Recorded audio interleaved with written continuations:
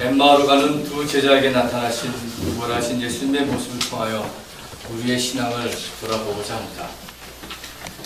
누가복음서에 나오는 이 이야기는 빈 무덤 이야기의 다음에 이어 나옵니다. 막달라 마리아가 빈 무덤을 발견하고 11 제자에게 알리지만 제자들은 믿지 않았습니다. 사도들은 막달라 마리아의 말을 어처구니 없는 말로 여겼고 베드로는 무덤으로 달려가 시신을 감았던 삼배만 발견하고 이 일을 이상히 여기며 집으로 돌아갔습니다.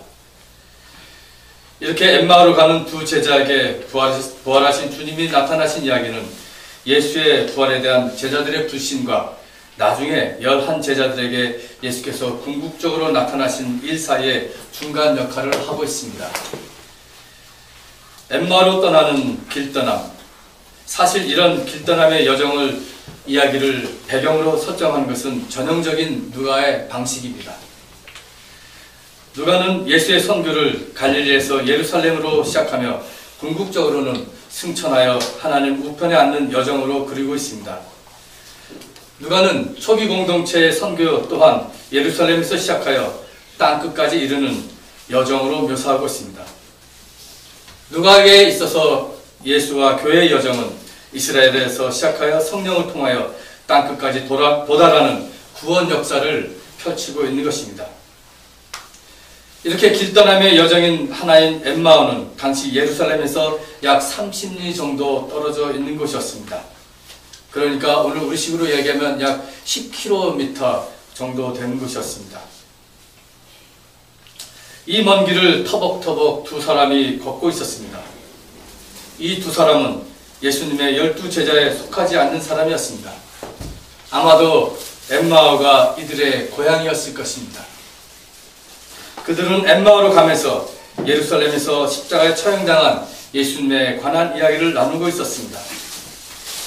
비록 그들이 12 제자에 속하지 않았지만 예수를 믿고 따르며 내일에 대한 소망을 가슴속에 간직하고 살았던 것 같습니다. 예수님을 향한 믿음을 가지고 살아왔던 그들에게는 예수님의 죽음은 그들의 소망을 한순간에 물거품이 되게 만들었습니다. 그래서 좌절하고 낙심한 채 터덜터덜 고향으로 돌아가는 길이었습니다. 그런데 성서는 그들이 토론을 하고 갔다고 합니다.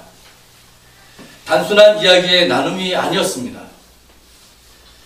아마도 당시 이스라엘의 메시아 사상에 대해서 토론하며 또 앞으로 어떤 메시아를 다시 기다려야 하는지, 이제는 자기들이 바라는 메시아는 어떤 분이셨으면 좋겠다 하는 것에 토론을 했을지도 모릅니다.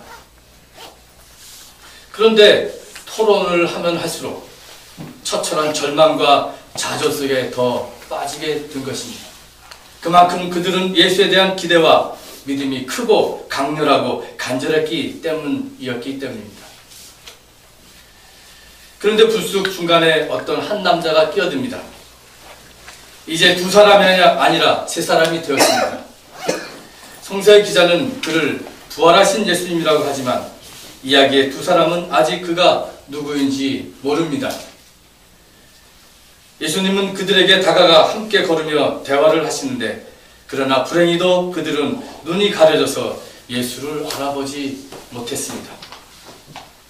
단지 예수를 다른 유대인들처럼 유월절을 지키려고 예루살렘에 올라갔다가 집으로 돌아가는 사람으로 알았을 것입니다. 그런데 예수께서 물으십니다. 당신들이 걸으면서 하는 말이 도대체 무슨 이야기냐? 그러자 두 사람 중 한 사람인 글로바라는 사람이 핀잔을 주듯 말을 합니다. 아니, 당신 그것도 모르시오? 예수의 십자가 사건은 예루살렘 내에서도 아주 큰 사건인데 그것을 예루살렘에 있으시면서도 아직 모르십니까? 그러면서 말을 합니다. 나사렛 예수라는 사람이 있었습니다. 그는 하나님과 모든 사람 앞에서, 모든 백성 앞에서 행동과 말씀에 있어서 힘이 있는 예언자였습니다. 그런 분을 예루살렘의 대제사장들과 지도자들이 로마에 넘겨서 십자가에 죽게 했어. 그런데 몇몇 여인들이 새벽에 무덤가에 갔는데 그만 시체도 못 찾고 빈 무덤과 천사만 보고 왔다고 합니다. 이 이야기를 듣고 난 후 예수께서는 그리스도가 마땅히 고난을 겪어야 영광에 들어가야 하신다고 하시면서 그들에게 성경을 가르치셨습니다. 이것이 오늘 그 13절에서 27절의 말씀입니다. 영국으로 치자면 1막이 끝났습니다. 제2막이 시작됩니다. 그것이 28절에서 36절 말씀입니다. 드디어 이 세 사람은 엠마오 가까이에 도착합니다. 그런데 예수께서는 더 멀리 가는 척하자 두 사람이 붙잡습니다. 시간이 늦었습니다. 우리와 함께 여기서 묵고 가십시오. 이미 예수께서 그들에게 말씀하실 때, 그리고 성경을 풀이하여 주실 때 그들의 마음이 이미 뜨거워졌기 때문이라고 성서의 기자는 기록하고 있습니다. 그래서 그날 저녁 예수께서는 이들과 한 집에 머무십니다. 그리고 식사를 하시려고 앉으셨고, 당시 유대인 가정에서 가장들이 늘 하던 대로 빵을 드셔서 축사를 하셨습니다. 그리고 빵을 떼어주는 순간 그들의 눈이 밝아져서 예수를 알아보았다고 합니다. 우리는 이 엠마오로 가는 길 이야기를 통해 몇 가지를 생각하게 됩니다. 먼저 엠마오로 가는 두 사람, 절망과 실망과 좌절 속에 있는 그들을 통해 우리는 우리의 자신의 모습을 보게 됩니다. 엠마오로 가는 길은 아니지만 나그네와 같은 인생길을 가면서 우리의 마음은 답답하고 불안할 때가 많이 있습니다. 남편에게도 아내에게도 자식에게도 말 못하며 이 세상의 누구에게도 의지하지 못하고 살아갑니다. 베드로전서 오늘의 본문은 이런 우리의 인생을 나그네 삶이라고 했습니다. 우리는 나그네 삶을 살아가고 있는 사람들입니다. 나그네의 길을 가는 우리는 누구를 의지하며 살아가야 하겠습니까? 우리가 살고 있는 그 큰 아파트입니까? 우리가 타고 다니는 그 멋진 자동차입니까? 그것들은 우리의 영원한 소유물이 될 수가 없습니다. 언젠가 헤어질 우리의 가족도 우리가 영원히 의지할 수 있는 사람들이 아닙니다. 베드로전서는 나그네 삶을 사는 동안 두려운 마음으로 살아가라고 우리에게 말했습니다. 이것은 나의 소유욕, 집착에서 벗어나는 자유함, 그 자유함을 잃어버리지 말라고 한 것입니다. 여기서 우리는 지금 엠마오로 가는 이 두 제자가 우리 자신임을 발견하게 된 겁니다. 두 사람 중에 한 사람은 글로바라고 했습니다. 한 사람은 이름이 나오지 않습니다. 왜 성서의 기자는 한 사람의 이름을 밝히지 않을까요? 혹시 그 사람이 우리의 자신이 아니겠습니까? 글로바와 가는 황남덕, 엠마오로 가는 글로바와 가는 문종철, 글로바와 가는 나성님, 우리 모두가 각자가 그의 이름을 넣을 수 있습니다. 우리 모두가 엠마오로 가는 인생길을, 그 나그네의 길을 가고 있는 사람들이라는 겁니다. 이 나그네 길에서 누구를 의지하면서 우리는 살아가야 하겠습니까?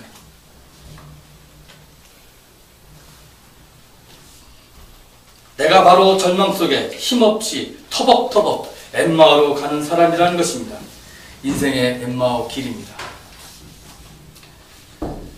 그런데 주님께서 직접 찾아오셨습니다. 겁에 질려 문을 꼭꼭 걸어 잠근 제자들에게 주님이 먼저 찾아가 평화의 인사를 전하셨듯이 절망 속에 있는 엠마오로 가는 두 제자에게도 먼저 다가가신 것입니다. 이것이 구원입니다. 하나님이 인간을 찾아가는 것, 하나님이 인간에게 먼저 다가가는 것, 길 잃은 양에게 다가가는 것은 목자입니다. 이것이 그리스도 교회에서 말하는 구원입니다. 주님은 우리가 힘들어할 때, 지치고 낙심할 때, 아니 너무 힘들어서 주님의 이름조차 부를 수 없을 때 우리에게 다가오십니다. 내 곁에 조용히 오셔서 같이 걸어가십니다. 그리고 말을 거십니다. 그러나 엠마오로 가는 두 제자는 처음에 눈이 가려워져서 주님을 알아보지 못했다고 합니다.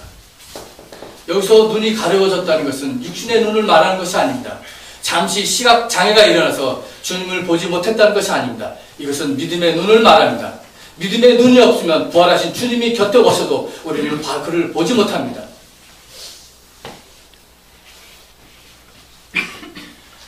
귀가 있어도 듣지 못하고 눈이 있어도 보지 못한다는 말이 여기에 해당됩니다.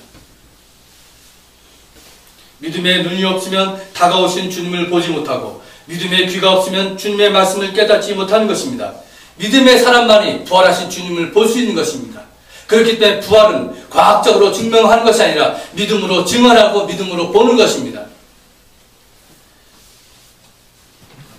믿음의 사람만이 이 세계가 하나님이 주인이시고 하나님은 이 역사 속에서 그의 뜻을 실현시키시는 분이심을 믿을 수 있습니다.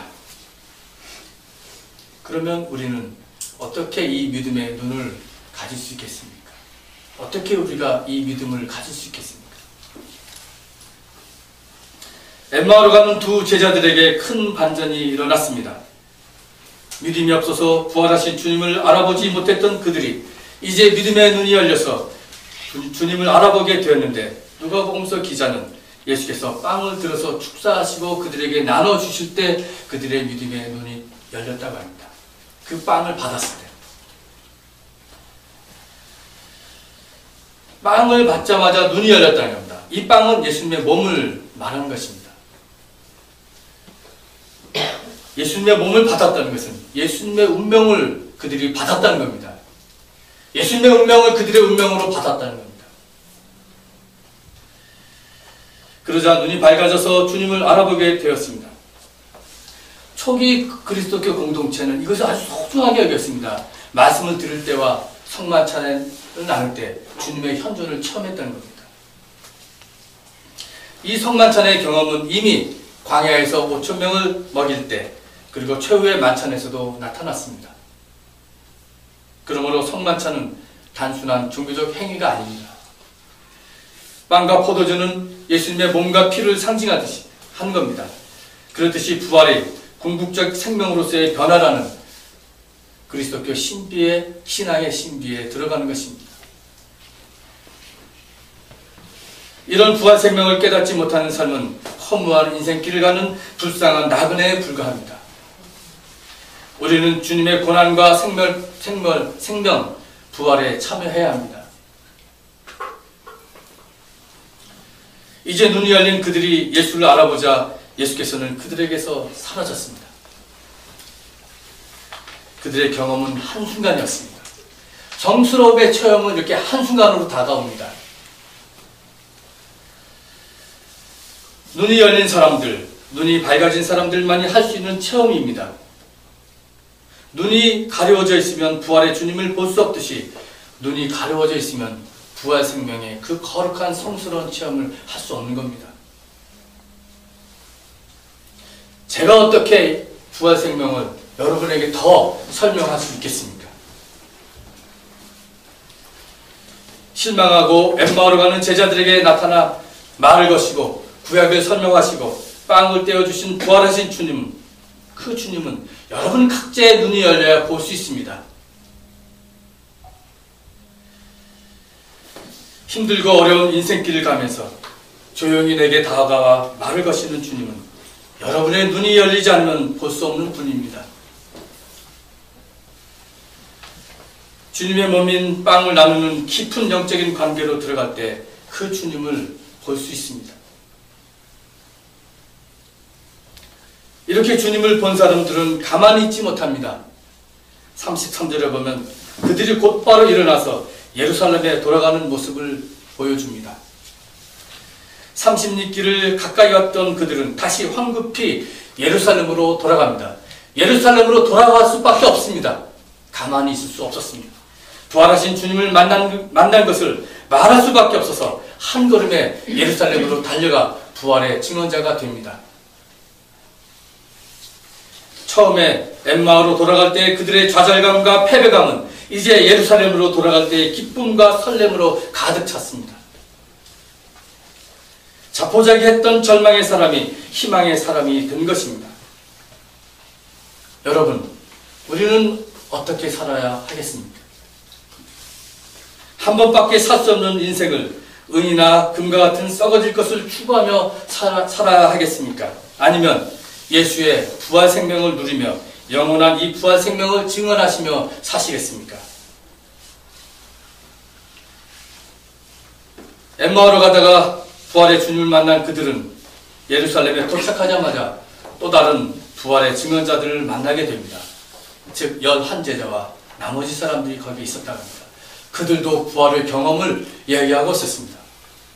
이제 엠마오에서 돌아온 이 두 제자와 이 사람들과 함께 모두가 세상 한복판으로 나가서 부활을 증언하게 됩니다. 예루살렘이 휘청거립니다. 갈릴리 민중의 역사에서 다시 예수 그리스도를 전하자 죽음의 세력이 휘청거리기 시작했습니다. 로마 제국이 흔들리기 시작했습니다. 오늘 우리가 믿음의 눈으로 예수 그리스도의 부활을 체험했다면 어둠의 세력, 오늘의 로마 제국에 가서 부활의 생명의 주님을 선언해야 합니다. 이것은 우리의 저항 선언이고 우리의 싸움입니다. 우리는 가만히 있을 수 없습니다. 왜? 우리는 부활하신 주님을 만났기 때문입니다. 엠마오의 인생길을 가는 여러분, 지금 힘이 드십니까? 외롭습니까? 불안하십니까? 이런 나에게 다가오신 주님, 그러게 나에게 말을 걸고 말씀 통해 깨닫게 해주시고 부활의 생명을 보여주신 주님이 우리 가운데 있습니다. 우리가 그 주님을 체험하고 고백했다면 세상에 나가서 부활 생명을 전해야 합니다.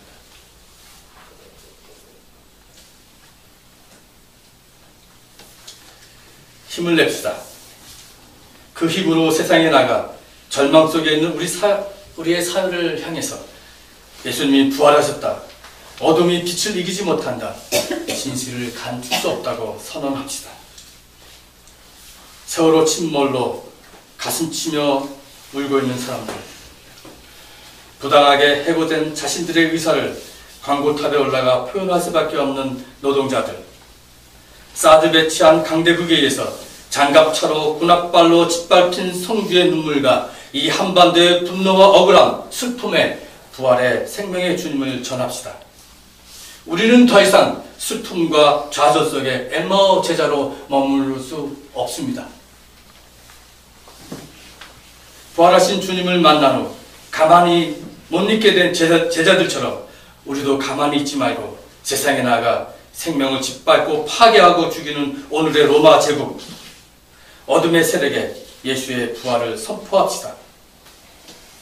나 자신의 실존적인 불안과 눈물, 그리고 이 시대의 아픔과 좌절, 부활하신 주님께서 어루만져 주십니다. 그러므로 2000년 전 엠마오의 사건은 오늘 매일매일 우리 가운데 벌어지는 엠마오의 사건입니다. 부활하신 주님, 생명의 주님을 우리 세상에 나가서 다 같이 전합시다. 이 말씀을 가지고 잠시 묵상하시겠습니다.